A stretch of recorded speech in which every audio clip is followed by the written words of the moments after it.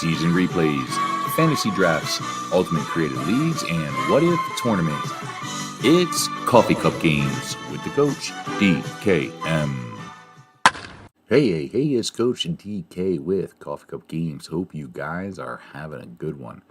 Well, it is March, and we are going to do a March Madness tournament, and we're going to do it stratomatic baseball style. So we decided to do a tournament of World Series champions, and since we could only pick 68 teams, we decided to pick the top 68 teams based on their winning percentage, and we ranked them in the tournament according to that winning percentage. So after picking our 68 teams, we had 7 representatives from 1900 to 1909 that include the 1904 New York Giants, who did not actually have a World Series, though they are included in our tournament. We had 8 teams representing the 1910s, 7 teams from the 1920s, 9 teams from the 1930s, and 9 teams from the 1940s.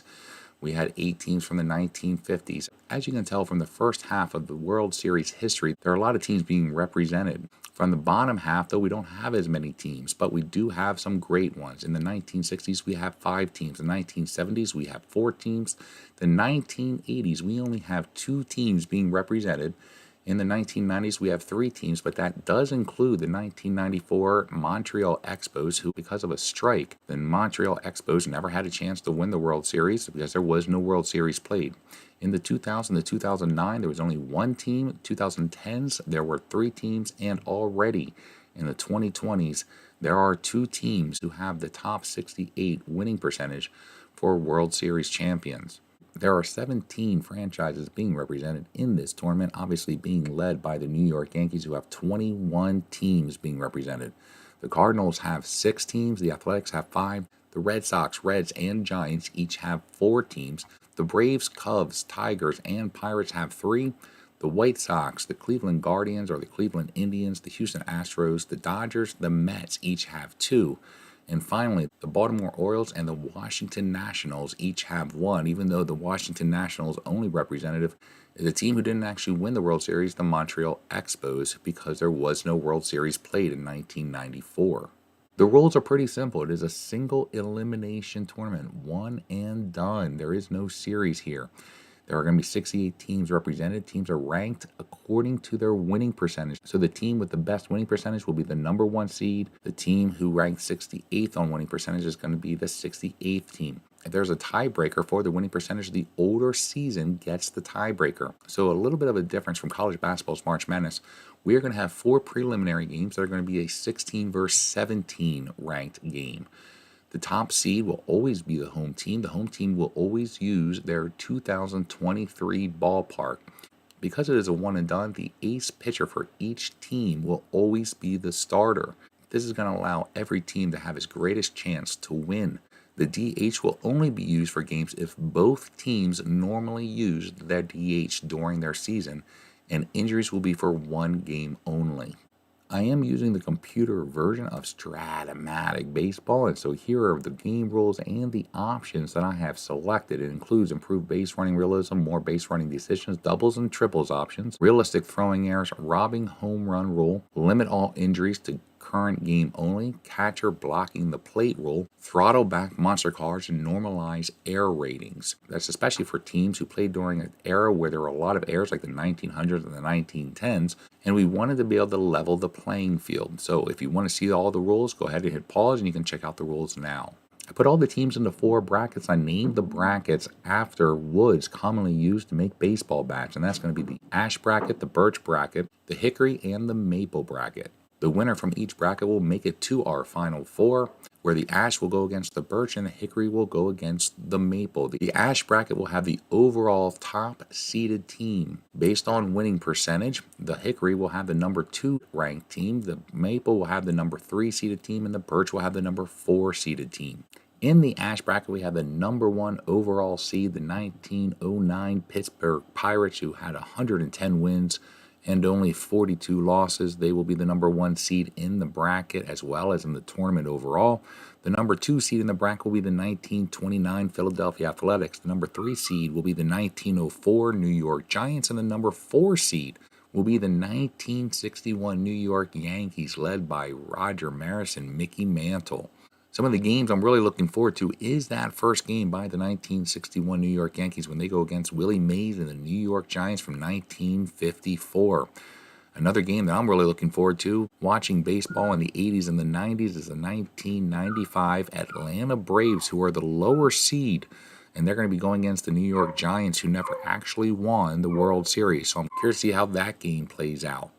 In the Birch bracket, the number 1 seed will be the 1907 Chicago Cubs. They won 107 wins with 45 losses. The number 2 seed will be one of the teams considered the greatest teams of all time, the 1998 New York Yankees, with their 114 wins and 48 losses. The number 3 seed will be the 1905 New York Giants. And the number 4 seed will be the 1919 Cincinnati Reds, who are famously known for winning the World Series, which eventually became known as the Black Sox scandal.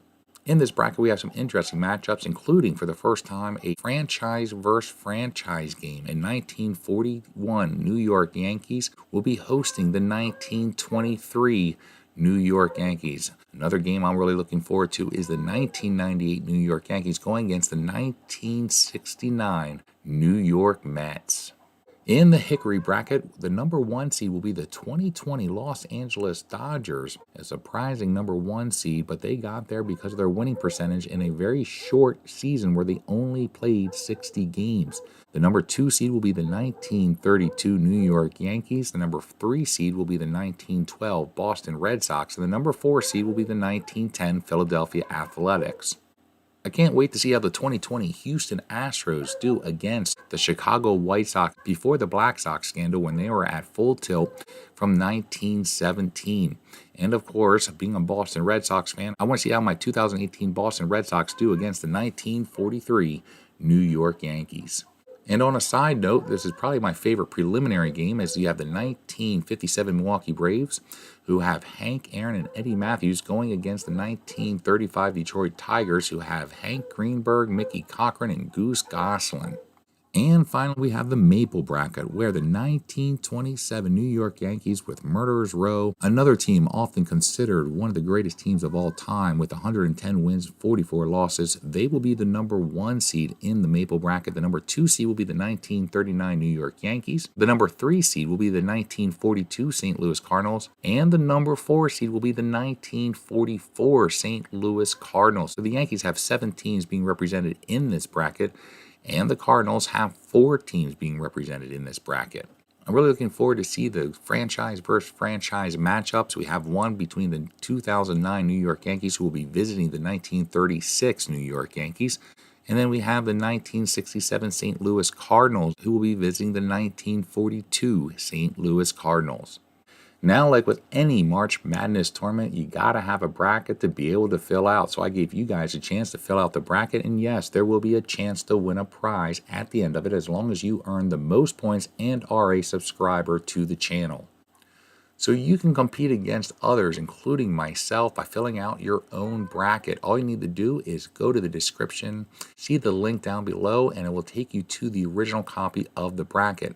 Once you get there, make a copy of the bracket and fill it out, projecting all the winners. Once you've projected all the winners, share your copy with me at coachdkmiller@gmail.com. To be eligible to win the gift card, you need to be a subscriber to the channel. You can do as many brackets as you want, just make as many copies as you want, share them with me, and the winner, of course, will win a stratomatic gift card. Standard March Madness points will apply. Preliminary and first round games will be worth 1 point. The second round will be worth 2 points. If you predict the winner in the Sweet 16, you will get 4 points. In the Elite 8, you will get 8 points. If you predict the winners in the Final Four, you will get 16 points for each game. And the championship, you will get 32 points. So if you want to compete, you need to have your bracket filled out by March 24th, which is a Sunday, by midnight. And remember, you also need to subscribe to the channel or be a subscriber to the channel. Now, of course, I thought I would share my predictions. I am horrible at March Madness tournaments. I have never won one. Even in my own family, where my wife and 6 children compete, I have yet to win a March Madness tournament. My wife and my daughter, who do not follow basketball, have won more March Madness tournaments at our home than I have so far. If you want to see every game, you can go ahead and pause the video for each bracket, but ultimately I have the 1909 Pittsburgh Pirates and the 1995 Atlanta Braves making it to the finals of the Ash bracket, where I see the 1909 Pittsburgh Pirates advancing.